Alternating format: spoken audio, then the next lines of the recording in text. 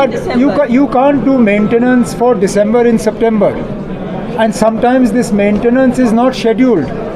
It happens because of overloading of the system. हम जब agreement करते हैं तो हम घर में 4 बल्ब दिखाते हैं और अग्रीमेंट करने के बाद हम घर में 10 हीटर लगाते हैं। सिस्टम आपका जल ही जाएगा। आप ईमानदारी से अपना लोड बताइए। आप लोड बताएंगे, मैं उस हिसाब से ट्रांसफार्मर लगाऊंगा, फिर वो ट्रांसफार्मर जलेगा नहीं। ये ट्रांसफार्मर पे ओवरलोड वहाँ नहीं हो रहा है जहाँ मीटर लग रहे हैं। ये सिस्टम फेलियर ज़्यादातर वहाँ हो रहा है जहाँ पे हम अग्रीमेंट करते हैं और अग्रीमेंट में हम सही दिखाते नहीं हैं। Sir, there is a proper shutdown of 7 to 8 hours. There are two things. One is regular load shedding.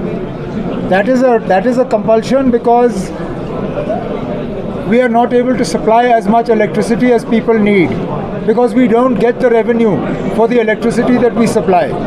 We run at a loss. Other is the repairs that have to be done. अब अगर transformer जल जाता है वो 1 घंटे में ठीक होता नहीं। Sir, what are the figures of demand and the supply?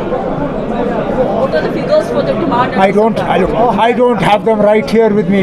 I'll send them to you. वो सब क्वारीज आ रही है, whether it's from national or international level, कुछ status queries जो हमें किस चीज़ के लिए? महीनों में टूरिस्ट की। अब सब बर्फ़ का इंतज़ार कर रहे हैं। सब पूछ रहे हैं ना बर्फ़ पड़ी, हम कहते हैं अभी तो नहीं। वो सब कहते हैं जब बर्फ़ पड़ेगी तब हमें बता दीजिए। Any positive sign about statehood? वहीं से कुछ बात आई। पहले बर्फ़ पड़े ना, फिर स्टेटहुड की बात।